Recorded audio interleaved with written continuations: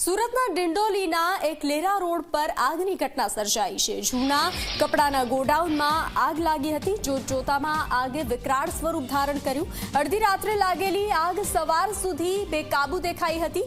આગમાં કાપડનો જથ્થો બળીને ખાખ થયો। આગ લાગવાનું કારણ હજુ સામે નથી આવ્યું। આગની ઘટના જોતજોતામાં આગે વિકરાળ સ્વરૂપ ધારણ કર્યું હતું।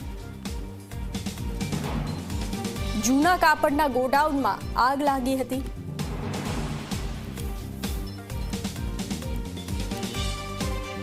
સુરત શહેરના ડિંડોલી એકલેરા રોડ પર આગનો બનાવ બન્યો છે। દ્રશ્ય જોઈ શકાય છે કે આ એકલેરા રોડના છે।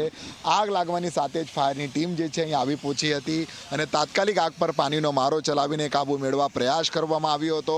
જોઈ શકાય છે કે એકલેરા મુખ્ય રોડ છે અને રોડની લગોલગ આ ખુલ્લા મેદાનમાં વેસ્ટેજ કાપડનો જથ્થો આવેલો છે અને મોડી રાત્રે 2:50 આ આગનો બનાવ બન્યો હતો।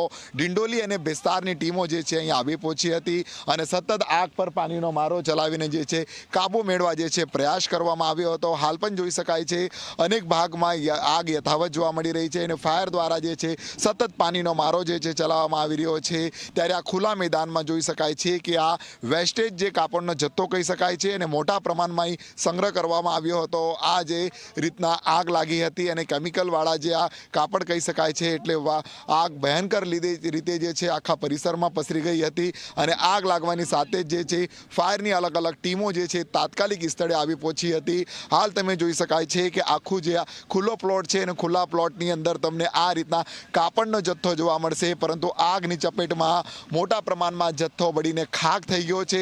પરંતુ આખા પરિસરમાં જોઈ શકાય છે જ્યાં જોશો ત્યાં ધુમાડો જોવા મળશે। સાથોસાથ જે છે આગ પણ જે છે અહીં યથાવત જે છે અહીં જોવા મળી રહી છે। ત્યારે ફાયરની ટીમ જે સતત જે છે અહીં કામે લાગી છે અને 6 કલાકથી વધુનો સમય જે છે અહીં વીતી ગયો છે અને તેમ છતાં હજુ આગ જે છે કાબૂમાં મેળવી શકાય નથી એ રીતના સ્થિતિ જે છે અહીં જોવા મળી રહી છે અને સતત ફાયરની અલગ અલગ ટીમો દ્વારા જે હાલ કાબુ મેળવવા માટે જે છે પ્રયાસ જે છે કરવામાં આવી રહ્યો છે।